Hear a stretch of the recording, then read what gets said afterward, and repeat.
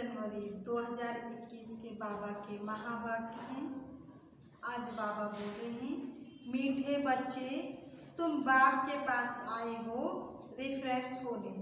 बाप और वर्षे को याद करो तो सदा रिफ्रेश रहेंगे। प्रश्न है, समझदार बच्चों की मुख्य निशानी क्या होगी? उत्तर है, जो समझदार हैं उन्हें अपार खुशी होगी, अगर खुशी नहीं तो बुद्धू हैं। समझदार अर्थात पारस बुद्धि बनने वाले, वह दूसरों को भी पारस बुद्धि बनाएंगे। रूहानी सर्विस में बिजी रहेंगे, बाप का परिचय देने बगैर रह नहीं सकेंगे। ओम शांति। बाप बैठ समझाते हैं, यह दादा भी समझते हैं, क्योंकि बाप बैठ दादा द्वारा समझाते हैं। तुम जैसे समझते हो वैसे दादा भी समझते हैं। दादा को भगवान नहीं कहा जाता, यह है भगवानुवाच। बाप मुख्य क्या समझाते हैं कि देही अभिमानी बनो। यह क्यों कहते हैं? क्योंकि अपने को आत्मा समझने से हम पतित पावन परम पिता परमात्मा से पावन बनने वाले हैं। ये बुद्धि में ज्ञान है, सबको समझाना है। पुकारते भी हैं कि हम पतित हैं, नई दुनिया पावन जरूर ही होगी। नई दुनिया बनाने वाला, स्थापन करने वाला बाप है। सब उनको ही पतित पावन बाबा कह बुलाते हैं। पतित पावन साथ में उनको बाप कहते हैं। बाप को आत्मा बुलाती हैं, शरीर नहीं बुलाएगा। हमारी आत्मा का बाप पारलौकिक है, वही पतित पावन है। यह तो अच्छी रीति याद रहना चाहिए। नई दुनिया या पुरानी दुनिया है, यह समझ तो सकते हैं ना। ऐसे भी बुद्धू हैं जो समझते हैं हमको सुख अपार है, हम तो जैसे स्वर्ग में बैठे हैं। परंतु यह भी समझना चाहिए कि कलियुग को कभी स्वर्ग कह नहीं सकते। नाम है ही कलियुग, पुरानी पतित दुनिया। अंतर है ना, मनुष्य की बुद्धि में यह भी नहीं बैठता है, बिल्कुल ही जड़ीभूत अवस्था है। बच्चे नहीं पढ़ते हैं तो कहते हैं ना कि तुम पत्थर बुद्धि हो। बाबा भी लिखते हैं, तुम्हारे गांव निवासी तो बिल्कुल पत्थर बुद्धि है। समझते नहीं हैं क्योंकि दूसरों को समझाते नहीं हैं। परंतु मनुष्य की बुद्धि में आधा कण उल्टे अक्षर पड़े हैं तो वह भूलते नहीं हैं। कैसे बुलाएं? बुलाने की ताकत भी तो एक बाप के पास ही है। बाप बगैर यह ज्ञान तो कोई दे नहीं सकते। वो यह सब अज्ञानी ठहरे, उनका ज्ञान फिर कहाँ से आए? जब तक ज्ञान सागर बाप आकर ना सुनाए। तमो प्रधान माना ही अज्ञानी दुनिया, सतो प्रधान माना दैवी दुनिया। फर्क तो है ना, दैवी देवता ही पुनर्जन्म लेते हैं, समय भी फिरता रहता है, बुद्धि भी कमजोर होती जाती है। बुद्धि का योग लगाने से जो ताकत मिली वह फिर खलास हो जाती है। अभी तुमको बाप समझाते हैं तो तुम कितने रिफ्रेश होते हो। तुम रिफ्रेश थे और विश्राम में थे। बाप भी लिखते हैं ना, बच्चों आकर रिफ्रेश भी हो जाओ और विश्राम भी पाओ। रिफ्रेश होने बाद तुम सतयुग में विश्रामपुरी में जाते हो। वहाँ तुमको बहुत विश्राम मिलता है। वहाँ सुख शांति संपत्ति आदि सब कुछ तुमको मिलता है। तो बाबा के पास आते हैं रिफ्रेश होने, विश्राम पाने। रिफ्रेश भी शिव बाबा करते हैं, विश्राम भी बाबा के पास लेते हो। विश्राम माना शांत, थक कर विश्रामी होते हैं ना। कोई कहाँ जाते हैं, विश्राम पाने, उसमें तो रिफ्रेशमेंट की बात ही नहीं है। यहाँ तुमको बाप रोज समझाते हैं तो तुम यहाँ आकर रिफ्रेश होते हो। याद करने से तुम तमो प्रधान से सतो प्रधान बनते हो। सतो प्रधान बनने के लिए ही तुम यहाँ आते हो, उसके लिए क्या पुरुषार्थ है। मीठे मीठे बच्चों, बाप को याद करो। बाप ने सारी शिक्षा तो दी है, यह सृष्टि चक्र कैसे फिरता है, तुमको विश्राम कैसे मिलता है, और कोई भी ये बातें नहीं जानते तो उनको भी समझाना चाहिए ताकि वह भी तुम जैसा रिफ्रेश हो जाए। यही याद दिलाना है कि बाप को और वर्षे को याद करो। है तो बहुत सहज बात, बेहद का बाप स्वर्ग रचते हैं, स्वर्ग का ही वर्षा देते हैं। अभी तुम हो संगम युग पर, माया के श्राप और वर्षे के बाप के वर्षे को तुम जानते हो। जब माया रावण का श्राप मिलता है तो पवित्रता भी खत्म, सुख शांति भी खत्म, तो धन भी खत्म हो जाता है।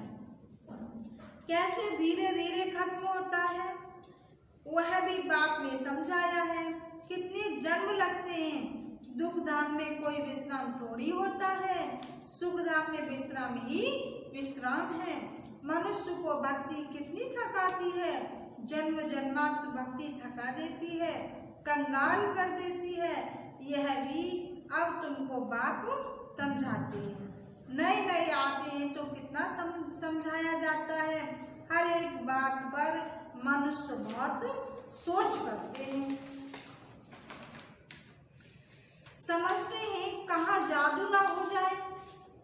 अरे तुम कहते हो जादूगर, तो मैं भी कहता हूँ जादूगर हूँ, परंतु जादू कोई वह नहीं जो भेड़ बकरी आदि बना देंगे। जानवर तो नहीं है ना, यह बुद्धि से समझा जाता है। गान भी है ना, सुरमंडल के साज से इस समय मनुष्य जैसे ऋण मिसल है। यह बातें यहाँ के लिए हैं, सतयुग में नहीं गाते, इस समय का ही गायन है। चंडिका का कितना मेला लगता है, पूछो वह कौन थी तो कहेंगे देवी। अब ऐसा नाम तो वहाँ होता नहीं है। सतयुग में तो सदैव शुभ नाम होता है। श्री रामचंद्र, श्री कृष्ण, श्री कहा जाता है श्रेष्ठ को, सतयुगी संप्रदाय को श्रेष्ठ कहा जाता है, कलयुगी श्रेष्ठ कहा जाता है। कलयुगी विशेष संप्रदाय को श्रेष्ठ कैसे कहेंगे। श्री माना श्रेष्ठ, अभी के मनुष्य तो श्रेष्ठ है नहीं।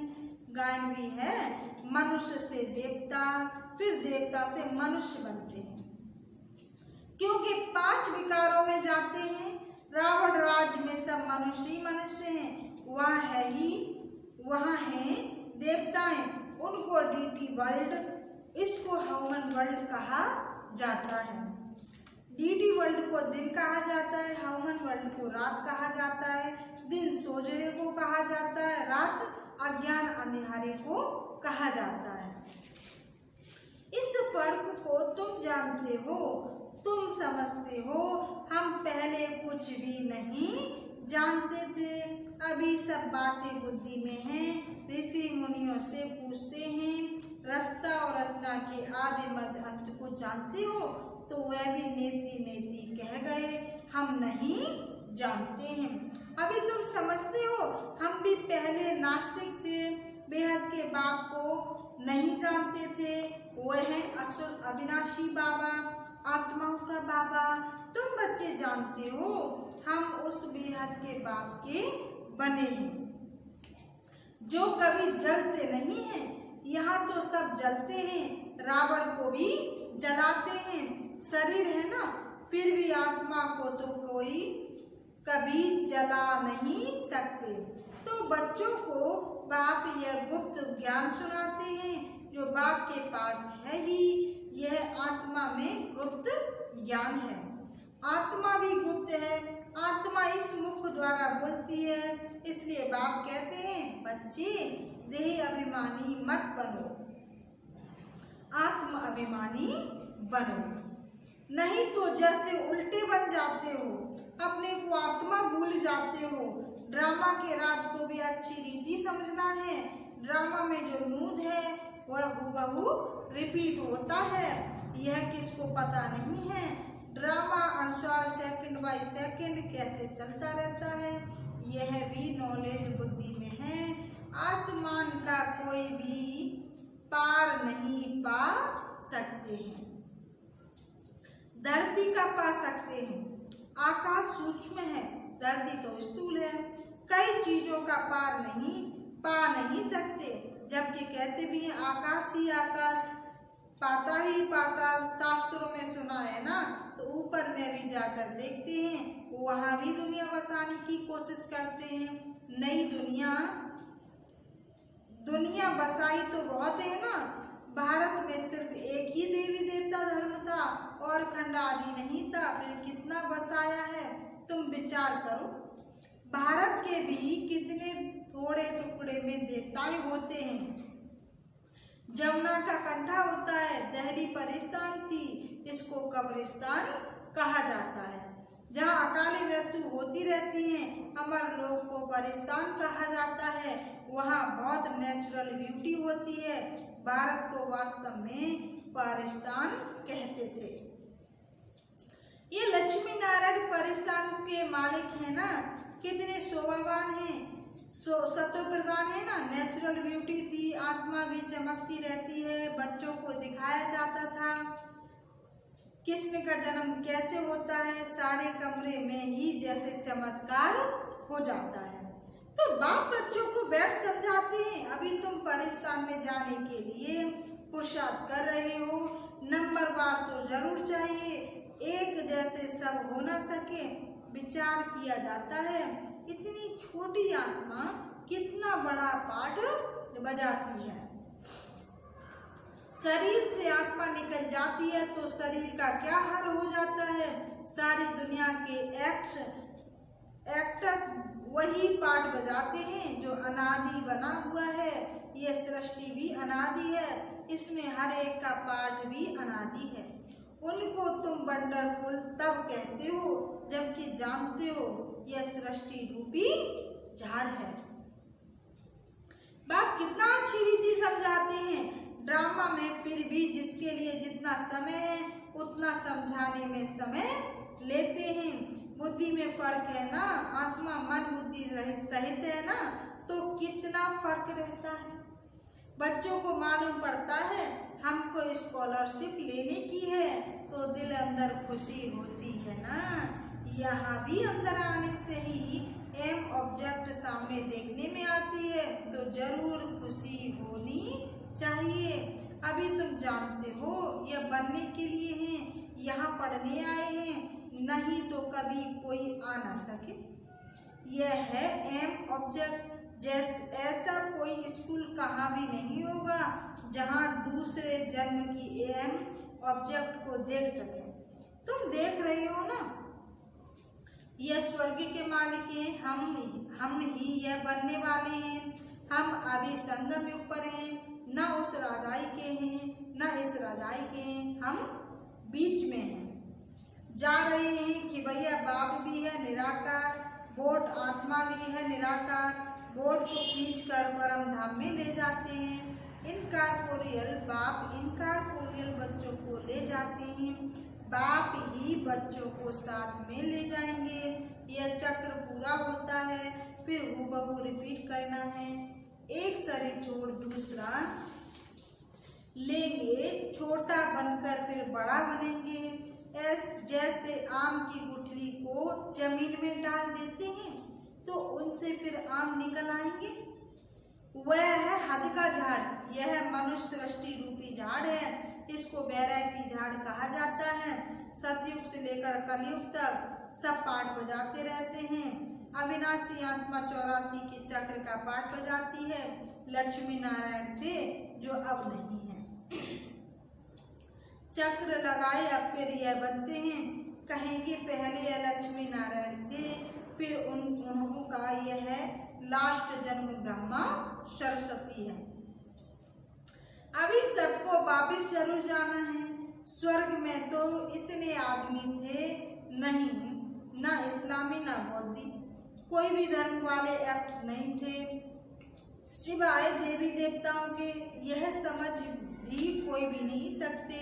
समझदार को टाइटल मिलना चाहिए ना, जितना जो पढ़ता है नंबरवार पुरुषार्थ से पद पाता है।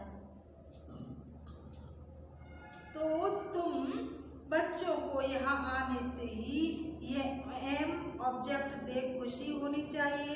खुशी का तो पारावार नहीं, पाठशाला व स्कूल हो तो ऐसा है। कितनी गुप्त परंतु जबरदस्त पाठशाला है। जितनी बड़ी पढ़ाई उतना बड़ा कॉलेज। वहाँ सब फैसिलिटीज मिलती हैं। आत्मा को पढ़ना है, फिर चाहे सोने के तख्त पर चाहे लकड़ी के तख्त पर चढ़े। बच्चों को कितनी खुशी होनी चाहिए, क्योंकि शिव भगवानुवाच है ना, पहले नंबर में है ये विश्व का प्रिंस। बच्चों को अब पता पड़ता है, कल्प कल्प बाप ही आकर अपना परिचय देते हैं। मैं इनमें प्रवेश कर तुम बच्चों को पढ़ा रहा हूँ। देवताओं में यह ज्ञान थोड़ी होगा, ज्ञान से देवताएं बन गए हैं, फिर पढ़ाई की दरकार नहीं है। इसमें बड़ी विशाल बुद्धि चाहिए समझने की। अच्छा, मीठे मीठे सिकी लजे बच्चों प्रति माता पिता बाप दादा का याद प्यार और गुड मॉर्निंग। रूहानी बाप की रूहानी बच्चों को नमस्ते। हम रूहानी बच्चों की रूहानी बाप दादा को सादर नमस्ते नमस्ते नमस्ते। मुख्य सार है, इस पतित दुनिया का बुद्धि से संन्यास कर पुरानी देह और देह के संबंधियों को भूल अपनी बुद्धि बाप और स्वर्ग तरफ लगानी है। दूसरा पॉइंट है, अविनाशी विश्राम का अनुभव करने के लिए बाप और वर्षे की स्मृति में रहना है। सबको बाप का पैगाम दे रिफ्रेश करना है। रूहानी सर्विस में लज्जा नहीं करनी है। वरदान है, सदा बाप के सम्मुख रह खुशी का अनुभव करने वाले अथक और आलस्य रहित भव। विस्तार है, कोई भी प्रकार के संस्कार या स्वभाव को परिवर्तन करने में दिल से कष्ट होना या अलबेलापन आना भी थकना है। इससे अथक बनो। अथक का अर्थ है जिसमें आलस्य न हो। जो बच्चे ऐसे आलस्य रहित हैं वे सदा बाप के सम्मुख रहते हैं और खुशी का अनुभव करते हैं। उनके मन में कभी दुख की लहर नहीं आ सकती, इसलिए सदा सम्मुख रहो और खुशी का अनुभव करो। स्लोगन है, सिद्धि स्वरूप बनने के लिए हर संकल्प में पुण्य और बोल में दुआएं जमा करते चलो। सिद्धि स्वरूप बनने के लिए हर संकल्प में पुण्य और बोल में दुआएं जमा करते चलो। ओम शांति।